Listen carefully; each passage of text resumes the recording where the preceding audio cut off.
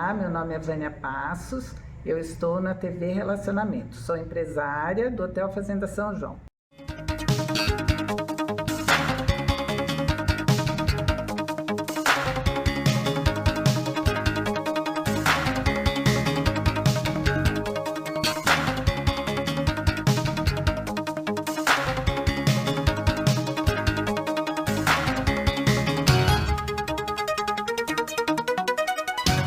Olá, internautas, iniciamos mais um programa TV Call Center. Eu quero dedicar esse programa para 3 grandes profissionais, o Ricardo Lopes, Anne Crivellari e André Figueiredo, da Bispro. O nosso convidado de hoje tem larga experiência na área de atendimento aos clientes e eu tenho o prazer de bater um papo com o Nestor Barreto, gerente de relacionamento com o cliente Claro Brasil. Muito bem-vindo, Nestor. Obrigado, Kendi. Obrigado pela sua contribuição aqui com a gente. Eu que agradeço, Primeiro, cumprimentar os internautas e agradecer o convite. Acho que é um momento bacana de poder compartilhar um pouco da experiência, ao longo da live aí a gente vai provavelmente ter interação com os internautas e depois em contatos futuros a ideia é que a gente consiga construir pontes e cada vez mais estabelecer e fomentar um relacionamento que acho que é o mercado que a gente está inserido e gosta muito, Perfeito. Nestor, fala um pouquinho sobre você. O pessoal da área te conhece bastante, mas tem sempre gente nova entrando. Um pouquinho de você, da sua trajetória profissional. Certo. Bom, eu estou no Grupo Claro Brasil há 11 anos. Eu não sou daqui de São Paulo, eu sou baiano, do interior da Bahia. Então, comecei no mercado de call center em 2001 na Contax, depois passei pela Oi e em 2007 fui convidado para vir trabalhar na NET, ainda a empresa chamava NET. E me mudar para São Paulo. Então foi uma mudança bem grande, mas o aprendizado incrível, Então nesses 11 anos, NET e depois Grupo Claro Brasil, passei por inúmeras áreas, comecei na área de vendas, cuidando de uma operação de televendas própria. Depois disso a gente passou por um forte processo de terceirização e os desafios eram extremamente grandes porque você quando faz gestão de uma equipe própria, você tem uma dinâmica de funcionamento e levar essa dinâmica numa operação terceirizada, num momento de transição, é sempre desafiador. Depois disso, eu passei por áreas de processo, de projetos, de planejamento, até assumir em 2013 operações de atendimento mais linha de frente, Então, desde 2013 eu trabalho com o Celso Toné, diretor de atendimento clientes do Grupo Claro Brasil, e sou responsável pelos canais de atendimento que mais vem ganhando espaço e mais vem crescendo nesse universo de transformação digital. Então lá eu sou responsável pelos canais eletrônicos, toda a interação com os consumidores através das mídias sociais, através de chat, fale conosco. Além disso, ligado a mim eu tenho as lojas de atendimento próprias, as lojas de atendimento pessoal, então, e mais todo o atendimento regulatório e a ouvidoria da empresa. Então a gente tem diversos canais e que impactam diferentes momentos da jornada do cliente. Então o desafio é contínuo, a equipe que trabalha comigo é uma equipe extremamente forte e comprometida. Acho que essa é uma das vantagens de estar à frente de uma área de atendimento, é você poder trabalhar fortemente com o desenvolvimento das pessoas que estão com você, com o seu próprio desenvolvimento e participar dessa transformação que o mercado de atendimento, de relacionamento com o cliente vem sofrendo. Então, a minha experiência ela acabou se encaixando muito nesse processo de transformação do modelo tradicional lá, mais de saque voz, para esse novo momento onde nós vamos falar bastante disso. Onde a tecnologia ela assume um papel muito mais relevante, né? O Nestor, filtrando as suas palavras, não falta emoção, né? No seu dia a dia? Não, sem dúvida nenhuma, né? Trabalhar numa empresa de mais de 80 milhões de clientes é bem desafiador. É muito desafiador. Eu costumo dizer que não tem rotina, né? Não tem um dia igual ao outro. Por mais que você tenha um planejamento programado, você tem muitos acontecimentos, tem muitas crises que você se depara, né? E agilidade e eficiência em resolver os problemas, sem dúvida nenhuma, está no nosso DNA e a gente busca isso constantemente. Não, e a gente vê que está dentro do seu perfil, porque tem que ter serenidade para isso. Pessoa muito afobada não aguenta. Isso é verdade, isso é verdade. Nestor, uma pergunta aí um pouco capciosa aí, tá? O consumidor está em transformação cada vez mais, né? Um consumidor bastante exigente, bem alinhado com as tecnologias do momento, tá? E ele está sempre exigindo agilidade e eficiência, né? Como que a empresa faz para se posicionar nesse cenário? Bom, acho que não tem uma resposta padrão e única para esse questionamento, né, Kendi? Eu costumo falar que a gente vem passando por um momento de transformação e a gente tem falado muito de futurologia do relacionamento com o cliente, né? Então, onde entram alguns fatores, de certa forma, novos para esse universo de atendimento, né? Com muita tecnologia embarcada.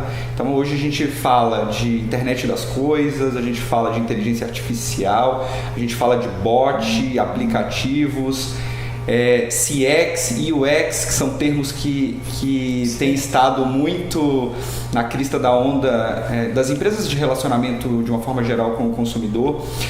Adicional vem um desafio aí de proteção de dados, né? E os consumidores eles estão cada vez mais sedentos por atendimentos disruptivos, né? Hoje o advento do celular, a chegada das novas tecnologias trouxe todo o poder de decisão que sempre foi do consumidor, mas de uma forma muito mais forte, muito mais exacerbada, né? E o consumidor tem toda a decisão na palma da mão dele. Então, dentro desse contexto, as empresas de relacionamento ou empresas que prestam serviços e vendem produtos têm o relacionamento com o cliente um fator extremamente preponderante para o sucesso dos negócios, né? E se posicionar nesse cenário, para mim, ele está ligado a dois pontos importantes e bem cruciais. Um a jornada do cliente, ela precisa ser eficiente.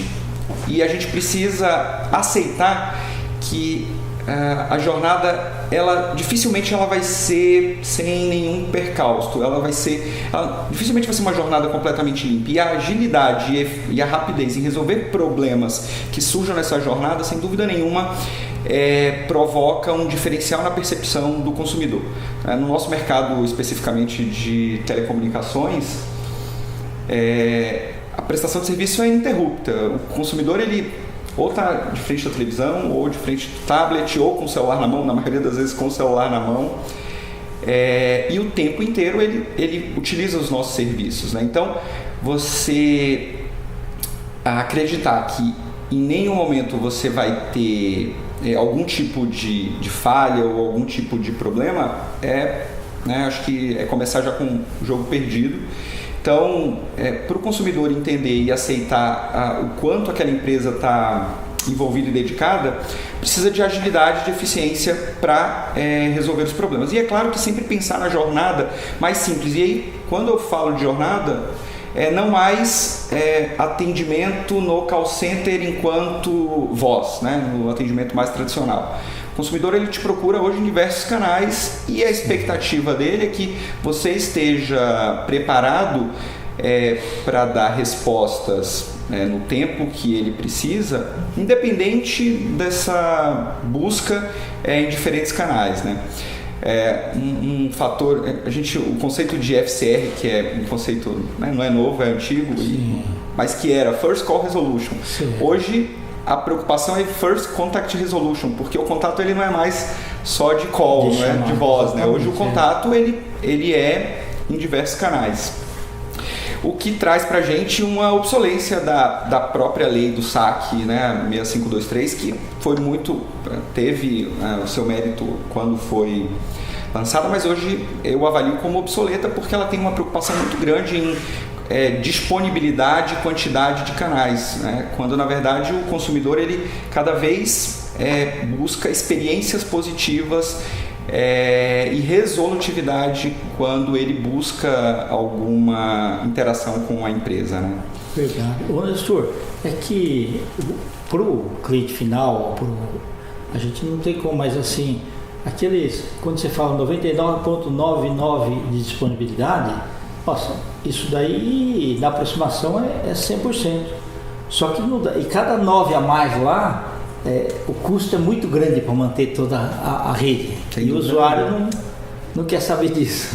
tem essa situação. Sem dúvida nenhuma. Então é um desafio grande realmente atender a expectativa dele. E tem uma mudança de mindset, Kendi. O mindset pós-revolução industrial era de melhoria contínua, né? Melhorias marginais. A busca da excelência é ser perfeito. Então, essa era a visão pós-revolução industrial, né? A linha de produção, extrema padronização, mas o consumidor ele mudou, ele não aceita somente padronização, ele quer ser tratado como indivíduo, né? De uma forma única. Então, não serve mais o Ford preto produzido em série para atender a necessidade dele, né? Então, o mindset da revolução pós-digital, ela é de extrema agilidade, né? O feito é melhor do que o perfeito, né? E o aprendizado ele é contínuo. Acho que talvez as palavras de ordem hoje para o mercado de relacionamento com o consumidor é empatia e aprendizado. Aprendizado porque o consumidor sabe o que quer e muitas vezes ele sabe mais do que o seu chefe, né? Exatamente. E você tem que aprender o tempo inteiro com isso. Então, acho que a transformação ela é muito de um modelo de melhoria contínua, onde a empresa dizia o que precisava ser melhorado, para um processo de aprendizagem contínua, onde o consumidor tem voz muito mais ativa, é muito mais protagonista dentro desse contexto e desse cenário, né? Então, isso para as empresas sem dúvida é muito mais desafiador. Exige um aprimoramento maior dos profissionais para esse tipo de atendimento. Isso, sem dúvida nenhuma, né? A gente tem que aceitar que a gente é solucionador de problema, né? Então, quando a gente erra, a gente precisa ser ágil em aprender, corrigir e evoluir. E aí isso transcende o desenho de profissional que tem lá um processo definido, que segue um script, porque o tempo inteiro ele precisa se adaptar de acordo com a necessidade do cliente. Então isso sem dúvida nenhuma vai exigir da gente enquanto gestor, mas de toda a cadeia de relacionamento, um nível de desenvolvimento, um nível de aprendizado bem diferente, né? Sem dúvida. Nestor, vamos falar um pouquinho sobre automação agora, tá? Com a automação do atendimento, na sua opinião, é possível reduzir o volume das demandas com técnicas simples, como a utilização de um autoatendimento, né? O uso da plataforma inteligente otimiza processos nos diversos canais de atendimento? Bom, a gente tem muito se falado de automação, digitalização. De verdade, eu não acredito em redução de demanda, tá? Para mim, quanto mais a gente diversificou os produtos para os consumidores, os serviços para os consumidores, cada vez mais possibilidades também de interação eu criei também, né? É verdade. Então, eu acredito em crescimento de demanda. A gente enxerga isso dentro da Claro, quando a gente olha o volume de demandas. E aí, quando eu digo demanda, não falo mais só de chamadas no call center, mas sim de interações nos diversos meios disponíveis. Ele é muito maior hoje do que foi há 10 anos atrás, né? No entanto, o modelo de call center tradicional baseado em voz, esse sim eu acredito que ao longo do tempo ele deve reduzir. principalmente com a possibilidade de automação de atendimentos de baixa e média complexidade, né? Então, hoje você não tem mais espaço para, por exemplo, cometer erros em atendimentos que para o consumidor é extremamente básico. Então, os robôs, né, as automações, que apesar de serem automações, elas estão cada vez mais humanizadas e cada vez mais próximas de um entendimento de linguagem natural. Isso, sem dúvida nenhuma, vai trazer um ganho de escala para as empresas e mais eficiência para o consumidor, que vai ter suas demandas mais simples e de baixa complexidade resolvidas de uma forma extremamente rápida, simples. Por outro lado, o atendimento humano, ele cada vez vai ficar mais especializado, cada vez vai cuidar de demandas mais complexas. E essa transformação talvez seja um grande desafio que a gente tem daí para os próximos anos. E o advento dos bots, dos aplicativos, da inteligência artificial, nós somos pioneiros na implantação de uma URA humanizada e resolutiva. Quando a gente começou esse projeto lá atrás, sempre fez muito sucesso. Primeira vez que ela foi implantada, o mercado só falava, o pessoal, até quem não era cliente, ligava para testar a URA. Exatamente. Porque achava uma coisa diferente. Primeiro porque a gente trouxe um fator de humanização para o atendimento automático, né? E segundo porque ela tinha a capacidade de resolver muitos problemas que antes precisavam necessariamente ser direcionados para o humano, né? E hoje, o maior ativo que nós, que seres humanos temos é tempo, né? Então, sem dúvida nenhuma, a proliferação de outros canais de atendimento que não necessariamente dependessem do humano e da voz trouxe ganho de tempo para as pessoas, né? Eu até pensei agora em alguns exemplos. Hoje a gente tem muito fortemente a utilização dos aplicativos da empresa para atendimento ao consumidor, né? Então, lá no Minha Claro ou no Minha Net, o cliente pode fazer inúmeras funções que anteriormente ele precisava ligar para o call center, passar por toda a cadeia da URA para chegar num operador, para explicar o que ele queria, e hoje ele consegue resolver isso num clique, né? Então, segunda via de fatura, consulta sinal, consumo de dados do celular. Hoje, né, na era da utilização de dados, o tempo inteiro você está controlando, tenho dados ainda, preciso comprar mais dados. Então você consegue fazer isso de uma forma extremamente simples. Troca de senha de Wi-Fi, agendamento de visita técnica. Então, se você tem um problema na sua casa e precisa agendar um técnico, você pode fazer isso pelo aplicativo. No próprio aplicativo você acompanha o deslocamento do técnico. Então você consegue otimizar toda a sua vida em função dessas inovações tecnológicas que as empresas vêm trazendo. E é claro que a gente não podia ficar para trás e vem cada vez mais acrescentando serviços simples, intuitivos para o consumidor, né? Excelente. Nestor, eu quero agradecer aí as pessoas que estão nos assistindo nesse momento e que estão gostando muito aí da sua desenvoltura aí, tá? Michele Búcio, Rose Pedroso, Amanda Almeida, Alexandre Lima, Rosana Rodrigues, Fátima Augusto, que esteve aqui já no nosso programa, o Rodrigo Adib, Paulo Engelmann, que também esteve conosco, a Cláudio Fagnani, Bruno Lauro, André Martinez da Uso Digital, a Francineide Moisés, Daniel Galardo, Alexandre Lima, o César Franco, que esteve aqui no nosso programa, o Renato Vodeman também, que da Fonetec, que está nos assistindo, a Miriam Garrido da Garrido Marketing, né? A Jo Simone lá do Nordeste e a Edna Lopes. E também o pessoal da Colômbia, Portugal, Índia, Espanha e Venezuela. Tem aqui duas perguntas, aliás, deixa eu ver aqui, três perguntas para você, tá? Uma do Isaías Dantas da Índia. Parabéns pelo programa. As áreas de atendimento e administrativo já estão trabalhando em home office? Sim, a gente tem no mercado inúmeros exemplos de trabalho em home office. Eu vou trazer um exemplo nosso lá na empresa. Hoje a gente tem uma estrutura de monitoramento, né, para certificação de processo, principalmente, e desenvolvimento de oportunidades de negócio e a melhoria da qualidade mesmo do atendimento. A gente tem hoje todo nosso processo de monitoramento executado em home office, né? Então, você consegue ter uma disponibilidade, sem dúvida nenhuma. Quando você pensa aqui em São Paulo, que você tem um trânsito caótico, que você tem muitos problemas de deslocamento, a gente conseguiu muitos ganhos de eficiência, né?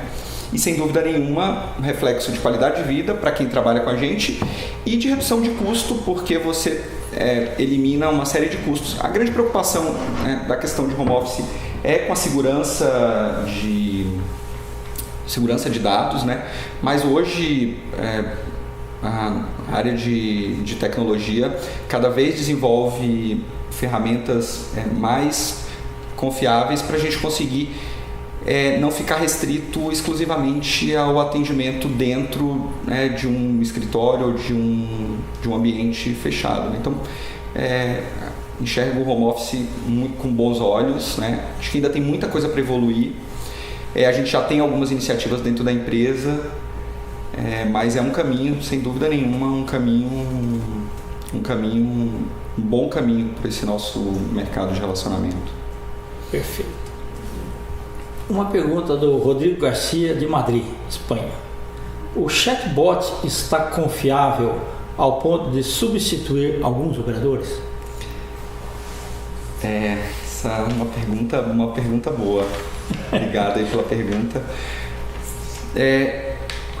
Diferente do que muita gente pensa, né? O robô, ele não chega pronto para jogar, né? Então, a tecnologia avançou muito, a gente tem entendimento de linguagem natural, mas um robô que não foi bem ensinado, ele praticamente não consegue desempenhar função nenhuma. Então, eu enxergo no Brasil, o estágio que nós estamos de enriquecimento desse processo de curadoria. Então, acho que a gente vive esse momento de ensinar os robôs a conseguir atender e responder de uma forma muito mais eficiente demandas dos consumidores, né? Então, para mim tem um caminho ainda a ser perseguido, mas sem dúvida nenhuma, como eu falei anteriormente, à medida que os robôs estiverem mais preparados, principalmente para atender demandas de baixa e de média complexidade, acredito sim que ele tem potencial para substituir o humano para essas demandas, né?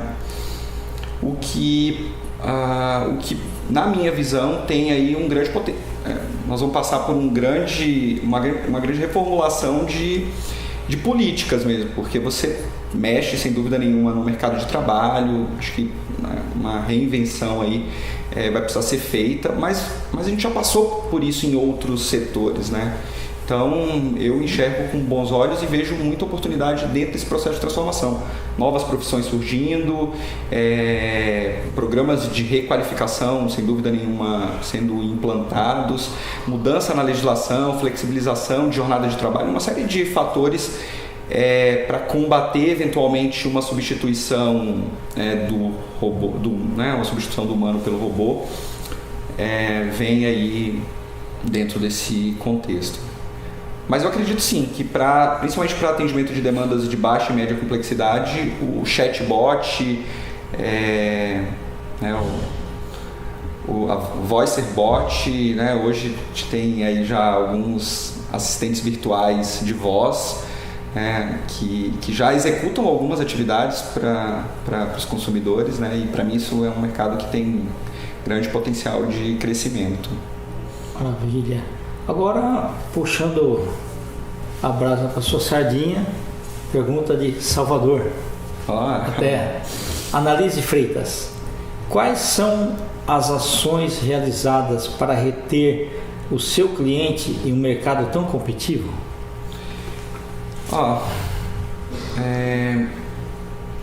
Talvez eu tenha falado um pouquinho já sobre isso.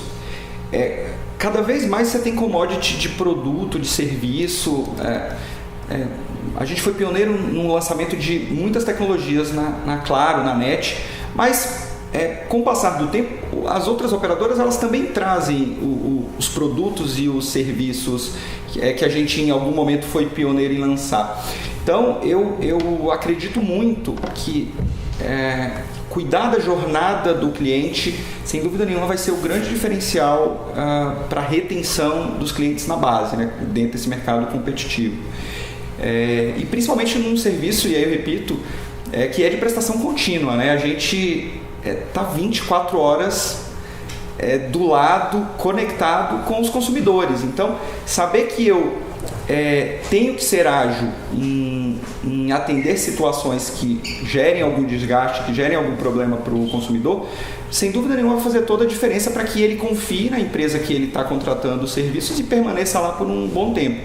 Então, é claro que a busca contínua de inovação, de produto, de serviço, isso aí faz parte do core business da empresa, mas essa preocupação e reconhecimento do protagonismo que o consumidor tem dentro dessa cadeia é cada vez mais um diferencial para manter os consumidores na base e com um nível de satisfação elevado, né? O NPS, que é um indicador de mercado que avalia o nível de satisfação e de promoção que ele faz da sua marca, de recomendação que ele faz da sua marca, é um indicador interessante que as empresas vêm adotando. Nós, no segmento de telecomunicações, adotamos lá dentro da companhia a avaliação do NPS, porque o consumidor fiel te recomenda, né? Dificilmente se recomenda um serviço que você não ficaria com ele. Então, trabalhar a recomendação do cliente, e aí, de novo, voltando naqueles pontos, né? A gente não tem pretensão nem aspiração de não ter erro. A gente sabe que a gente vai cometer erros. São 80 milhões de clientes, utilização da rede durante 24 horas, 7 dias por semana. Então, ser ágil para poder entender e resolver demandas do consumidor é o grande ponto que precisa ser trabalhado para garantir mais fidelização, para garantir mais retenção dos clientes nesse universo de concorrência que a gente vive, né? Nestor, olha, Alexandre Lima escreveu no ao vivo: sucesso sempre, Nestor. E a Rose Pedroso, doutor Nestor, mestre. Parabéns. Obrigado, gente. Nestor, você falando aí nessa quantidade grande de clientes, né? Vamos falar o seguinte: proteção dos dados versus flexibilidade para o atendimento e o ambiente de compartilhamento, tá? Quais os cuidados extras com segurança são necessários com esses avanços tecnológicos? O Brasil acabou de aprovar no Congresso uma lei geral de proteção de dados, né, que foi sancionada pelo presidente em agosto, se eu não me engano. Sem dúvida nenhuma, é uma pauta que para as empresas de telecomunicações, para a gente já era uma pauta recorrente, principalmente pela quantidade de dados que a gente tem dos consumidores. Essa sempre foi uma preocupação muito forte. Mas eu acredito que empresas do segmento financeiro, de telecomunicações e de varejo, elas, sem dúvida nenhuma, assumem um papel de responsabilidade muito maior dentro desse contexto de proteção de dados dos consumidores. Mas eu enxergo também que tem um outro lado, né? Talvez o próprio consumidor nunca tenha se preocupado tanto com a preservação dos seus dados, né? Então, nesse ambiente mais conectado, além, né, do grande esforço e da grande demanda para as empresas, eu acho que surge também uma demanda aí para os consumidores de trazer essa preocupação mais à tona, né? A gente tem falado bastante de IoT, casas conectadas, carros conectados.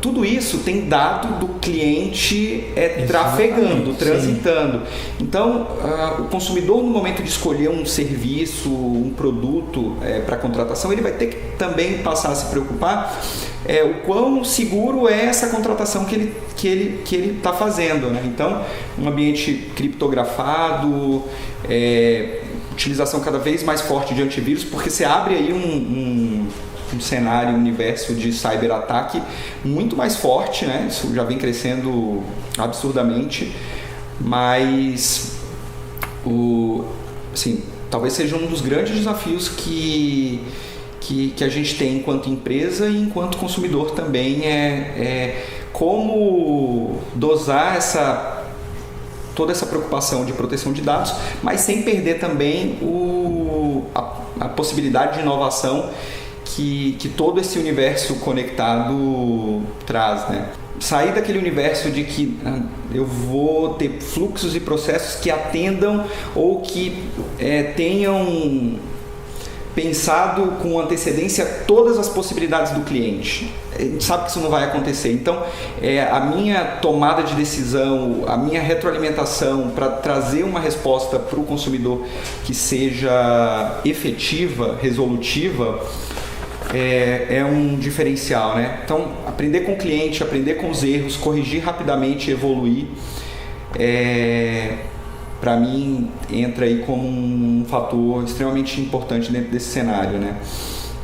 E estreitar o relacionamento com a tecnologia, né? Para mim, esse é um outro grande diferencial. E aí, quando você fala, tem alguns exemplos, né, na pergunta que eu poderia destacar em relação a essa mudança, essa transformação, sem dúvida nenhuma. Nós mudamos o jeito de pedir um táxi, né? Então, com a chegada do Uber, isso foi uma transformação no atendimento. E assim, tem muita tecnologia embarcada, mas tinha um fator ali, talvez hoje não tenha tanto, mas eram duas perguntinhas que quando você entrava no carro que se fazia, que era: a temperatura está agradável, aceita água, aceita uma bala. Isso foi revolucionário, né? Quando que a gente poderia imaginar que um pouquinho de gentileza dentro do universo uma balinha lá já poderia trazer um diferencial tão grande? E as pessoas comentavam sobre isso, né? Isso gerou uma repercussão extremamente positiva, gerou confiança, porque um tempo atrás tinha muita desconfiança também de: pô, eu vou entrar num carro de uma pessoa que não é táxi, que eu não conheço, qual segurança que eu tenho? E rapidamente foi incorporado, esses medos foram sendo dissipados, né? Agora a gente tem lá no advento do compartilhamento, a Yellow Bike, que você tem espalhada na cidade, em todos os lugares, uma bicicleta que você vai lá com um código de barra, escaneia, paga um determinado valor, um valor, né, pequeno, utiliza. Então tem propósito e tem valor agregado, né? Certo. E é muito melhor do que você pegar e comprar uma bicicleta aí e transportar para lá. Porque daí você tem a questão da preocupação: aonde eu vou deixar a bicicleta, você não usa o tempo inteiro, se tem manutenção você não precisa se preocupar, enfim. Tem um outro exemplo que eu acho super bacana, né? Hoje você tem um aplicativo que foi derivado de aplicativos de delivery, de entrega de alimento.